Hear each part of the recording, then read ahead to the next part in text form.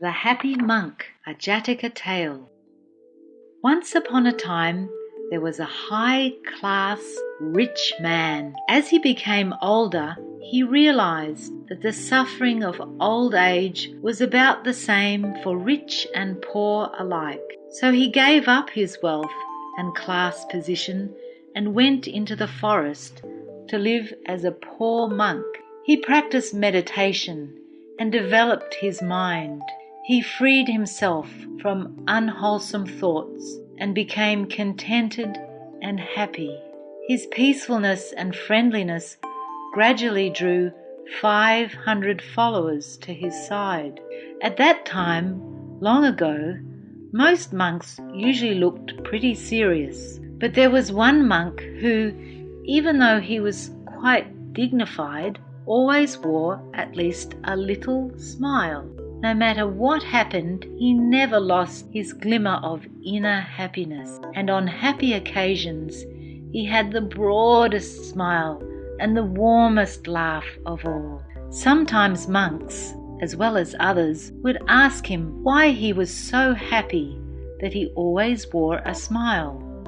He chuckled and said, "If I told you, you wouldn't believe me, and if you thought I spoke a lie, it would be a dishonor to my master." The wise old master knew the source of the happiness that could not be wiped from his face. He made this happiest monk his number one assistant. One year, after the rainy season, the old monk and his 500 followers went to the city. The king permitted them to live in his pleasure garden for the springtime. The king was a good man who took his responsibilities as ruler seriously. He tried to protect the people from danger and to increase their prosperity and welfare.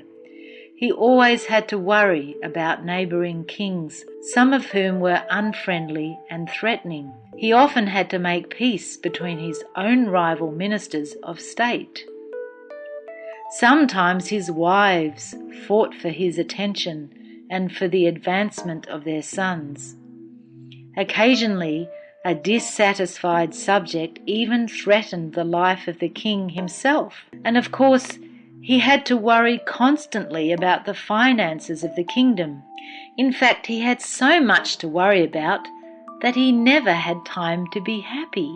As summer approached, he learned that the monks were preparing to return to the forest. Considering the health and welfare of the old leader, the king went to him and said, "Your Reverence, you are now very old and weak. What good does it do to go back to the forest? You can send your followers back while you remain here." The chief monk then called his number one assistant to him and said, "You are now to be the leader of the other monks while you all live in the forest. As I am too old and weak, I will remain here as offered by the king."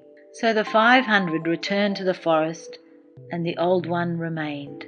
The number one assistant continued practicing meditation in the forest. He gained so much wisdom and peace that he became even happier than before. He missed the master and wanted to share his happiness with him, so he returned to the city for a visit. When he arrived, he sat on a rug at the foot of the old monk. They didn't speak very much, but every so often the number one assistant would say, "What happiness! Oh, what happiness!" Then the king came to visit. He paid his respects to the chief monk. However, the one from the forest just kept saying, "What happiness! Oh, what happiness!" He did not even stop to greet the king and show proper respect. This disturbed the king, and he thought, "With all my worries, as busy as I am looking after the kingdom, I take time out for a visit, and this monk does not respect me enough to even recognize me. How insulting!" He said to the senior of the two monks, "Venerable sir, this monk must be stupid from overeating. That must be why he is so full of happiness. Does he lie around here so lazy all the time?" The head monk replied, "O king, have patience, and I will tell you the source of his happiness. Not many know it. He was once a king, just as rich and mighty as you. Then he was ordained a monk and gave up his kingly life. Now he thinks his old happiness was nothing compared to his present joy. He used to be surrounded by armed men who guarded and protected him. Now, sitting alone in the forest with nothing to fear, he has no need for armed guards. He has given up the burden of worrying about wealth that has to be protected. Instead, free of the worry of wealth and the fear of power, his wisdom protects himself and others. He advances in meditation to such inner peace that he cannot keep from saying, "What happiness! Oh, what happiness!" The king understood at once. Hearing the story of the happy monk made him feel at peace. He stayed for a while and received advice from both of them. Then he honored them and returned to the palace. Later, the happy monk, who once had been a king, paid his respects to his master and returned to the lovely forest. The old chief monk lived out the remainder of his life, died, and was reborn in a high heaven world. And the moral is, your happiness increases when you're not attached to wealth and power.